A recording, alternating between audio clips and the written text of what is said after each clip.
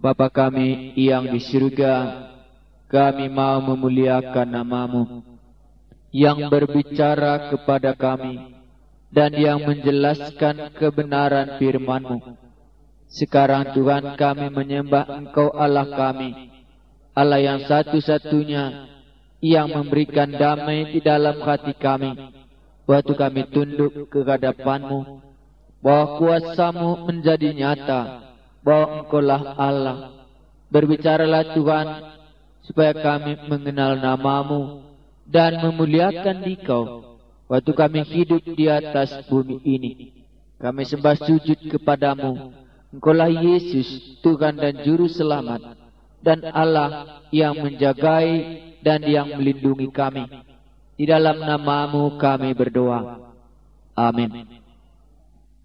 Roma pasal 3 ayatnya yang pertama. Sesudah kemarin berbicara bahwa sunat atau tidak disunat tidak ada artinya, tetapi yang berarti ialah menjadi ciptaan yang baru di dalam Yesus Kristus Tuhan kita.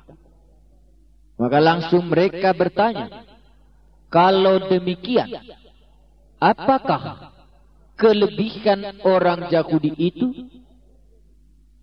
Apakah kelebihan orang Yahudi itu? Kalau memang sunat atau tidak disunat, hukum Taurat pun tidak berguna. Apakah ada kelebihan orang Yahudi itu? Kalau mereka punya firman Tuhan, tetapi mereka tidak melakukannya. Sekarang kita dapat melihat, jika demikian, apakah kelebihan orang Yahudi dan apakah gunanya sunat? Banyak sekali dan di dalam segala hal. Pertama-tama, sebab kepada merekalah dipercayakan firman Allah. Di sini dijelaskan, apakah kelebihan orang Yahudi itu? Jawabnya jelas, satu, sebab kepada merekalah dipercayakan firman Allah. Itulah sebabnya orang Yahudi, orang yang dipercayai Allah mulai dari zaman Abraham. Kepada Abrahamlah diceritakan tentang kedatangan Mesias. Kepada merekalah dipercayakan tentang firman Allah. Jadi dalam hal ini kita dapat mengerti, walaupun mereka melanggar firman Tuhan, walaupun mereka tidak mentaati hukum Taurat itu, tetapi dikatakan di sini masih ada kelebihan mereka. Kelebihan mereka ialah kepada merekalah dipercayakan firman Allah. Itulah sebabnya mereka disunat untuk mengingat akan perjanjian Allah. Namun sebagaimana mereka melanggar firman Allah, perjanjian Allah tetap berlangsung. Walaupun mereka melanggar firman Allah, hanya tidak melalui mereka, tetapi melalui generasi yang akan datang. Jadi bagaimana jika di antara mereka ada yang tidak setia? Dapatkah ketidaksetiaan itu membatalkan kesetiaan Allah? Sekali-kali tidak. Sebaliknya, Allah adalah benar dan semua manusia pembohong, sebab ada tertulis, supaya engkau ternyata benar dalam segala firman-Mu dan menang jika engkau dihakimi. Tetapi jika ketidakbenaran kita menunjukkan kebenaran Allah, apakah yang akan kita katakan? Tidak adilkah Allah? Aku berkata sebagai manusia, jika ia menampakkan murkanya, sekali-kali tidak. Andai kata demikian, bagaimanakah Allah dapat menghakimi dunia? Tetapi jika kebenaran Allah oleh dustaku semakin melimpah bagi kemuliaannya, mengapa aku masih dihakimi lagi sebagai orang berdosa? Bukankah tidak benar fitnahkan orang yang mengatakan bahwa kita berkata, marilah kita berbuat yang jahat, supaya yang baik timbul daripadanya. Orang semacam itu sudah selayaknya mendapat hukuman. Di dalam bagian firman Tuhan ini, yang mau kita lihat dan yang mau kita diskusikan, sesudah dibahas dua hal, yaitu bagaimanakah keadaan orang yang di luar orang Yahudi. Itu waktu pasal 1. Mereka mengenal Allah, tetapi mereka tidak memuliakan Dia dan juga tidak mengucapkan syukur kepadanya. Mereka mengenal Allah dari ciptaannya, dari hati nurani mereka sendiri. Tetapi walaupun demikian, mereka juga tidak memuliakan Allah dan bersyukur kepadanya. Sekarang bagaimana tentang orang Yahudi yang katanya mereka memiliki hukum Taurat, yang katanya mereka memiliki hukum sunat? Ternyata mereka juga tidak memuliakan Allah sebagaimana seharusnya. Itulah sebabnya perbuatan mereka itu menghujat nama Allah di antara bangsa lain. Sekarang, adakah kelebihan orang Yahudi? Jawabnya ada, yaitu kepada mereka dipercayakan firman Allah. Kalau memang demikian, apakah firman Allah yang dipercayakan kepada mereka tadi batal, gagal, karena mereka tidak setia? Jawabnya tidak.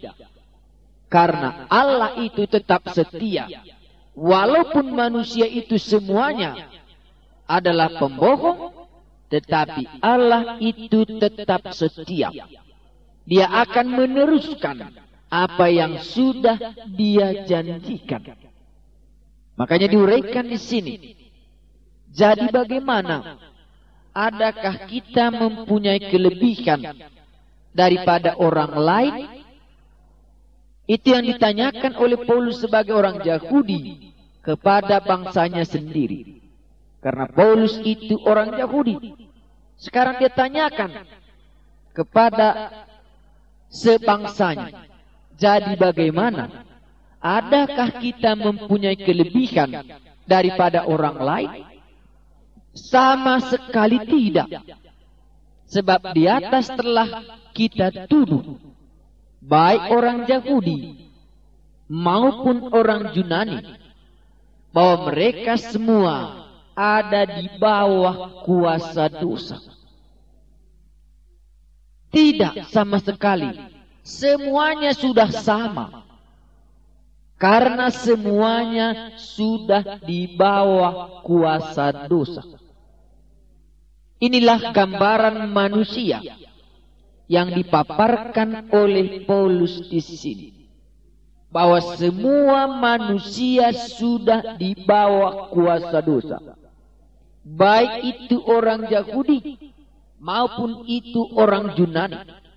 Semua manusia sudah di bawah kuasa dosa. Semua manusia sudah diatur oleh dosa itu.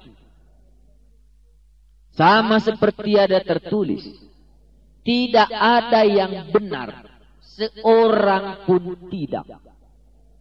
Karena orang Yahudi sering menganggap dirinya benar. Mungkin zaman sekarang ini pun Anda bisa berkata, aku ini orang benar. Karena aku enggak pernah mencuri.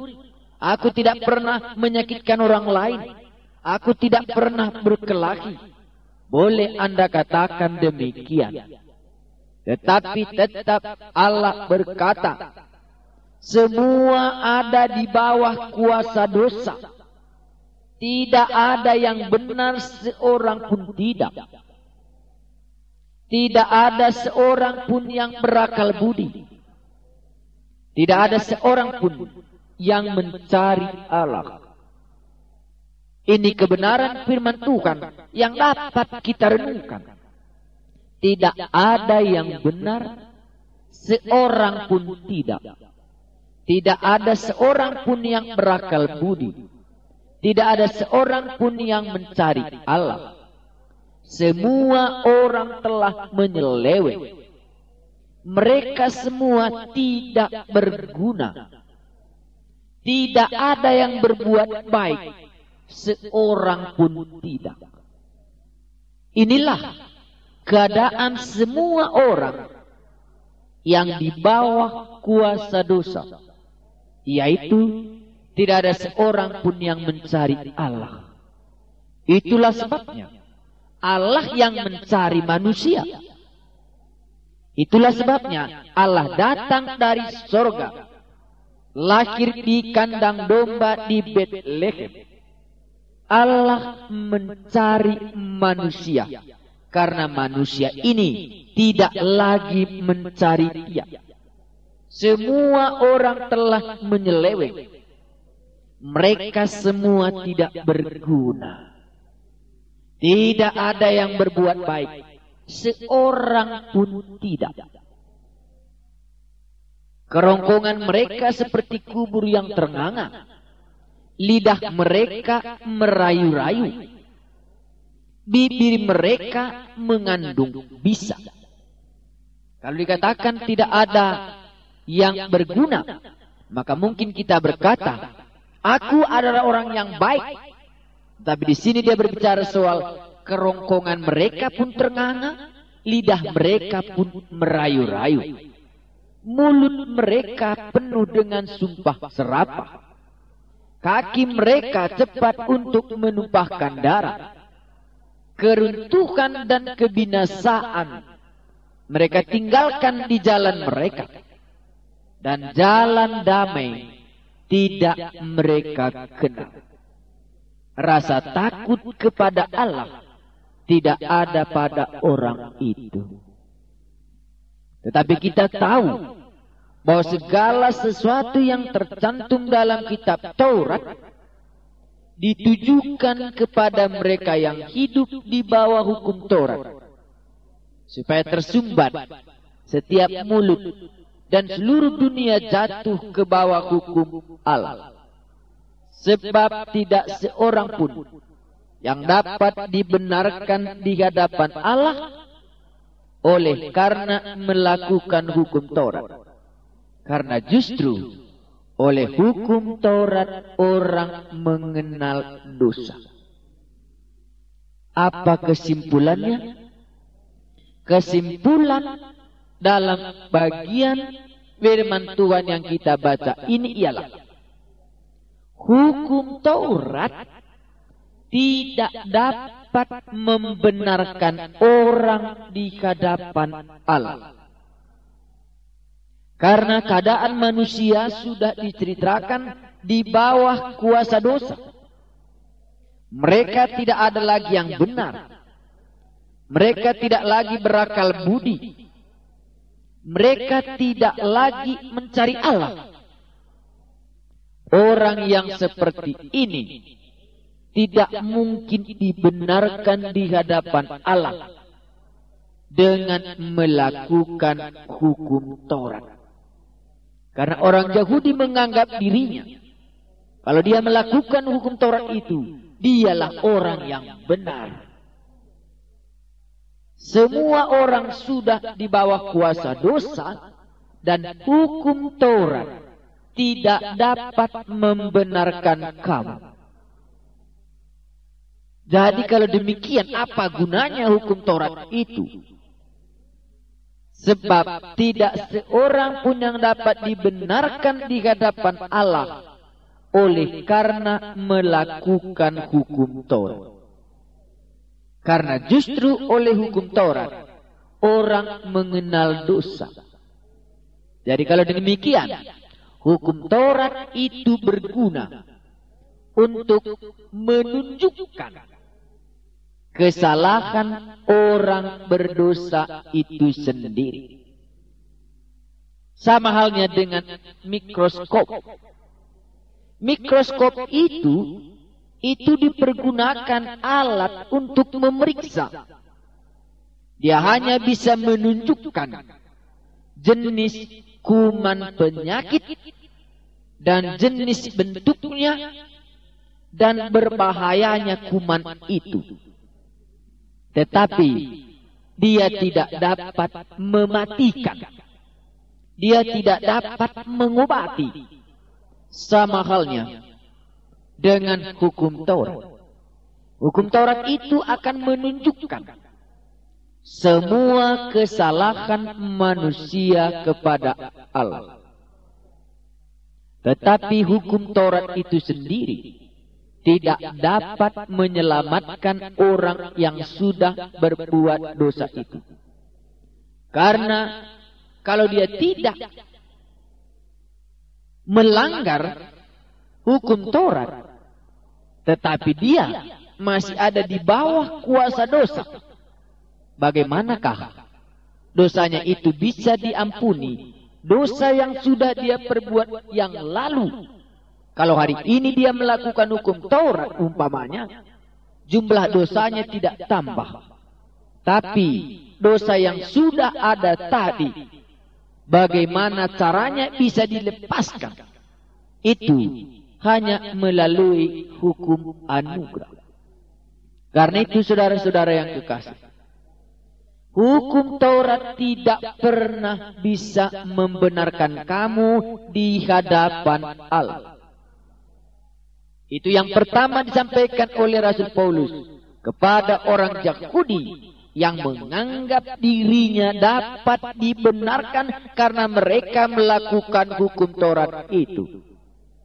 Zaman sekarang ini pun semua peraturan tidak akan mungkin membenarkan kamu di hadapan Allah. Apapun itu. Karena yang dapat membenarkan kita di hadapan Allah ialah orang yang benar. Maka maksudnya ialah untuk menunjukkan keadilannya pada masa yang lalu, supaya nyata bahwa ia benar, dan juga membenarkan orang yang percaya kepada Yesus. Saudara-saudara yang kekasih, yang mungkin Anda taat sekali kepada hukum Taurat, tetapi jelas Tuhan katakan kepada kita, hukum Taurat itu tidak dapat menyelamatkan kamu. Karena dia hanya menyatakan pelanggaran. Karena dia hanya menyatakan dosa. Dia hanya menyatakan bahaya. Tetapi kalau kamu sudah di dalam bahaya itu, dia tidak mungkin lagi menyelamatkan. Yang dapat menyelamatkan ialah orang yang namanya juru selamat. Dia yang dapat menyelamatkan kita, yaitu orang yang disebut namanya penyelamat, namanya juru selamat. Itulah Yesus. Karena kalau diuraikan keadaan manusia pun lebih dalam, kita semuanya mengakui tidak ada seorang pun yang benar. Tidak ada seorang pun yang mencari Allah.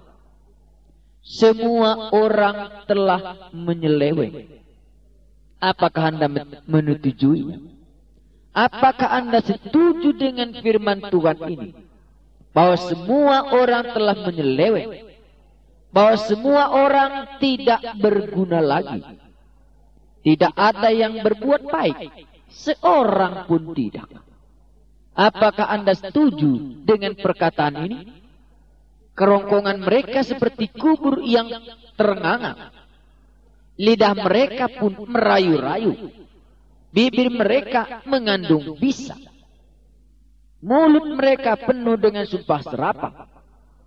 Saudara yang kekasih, kalau ini keadaan manusia, inilah jenis penyakit di hadapan Allah.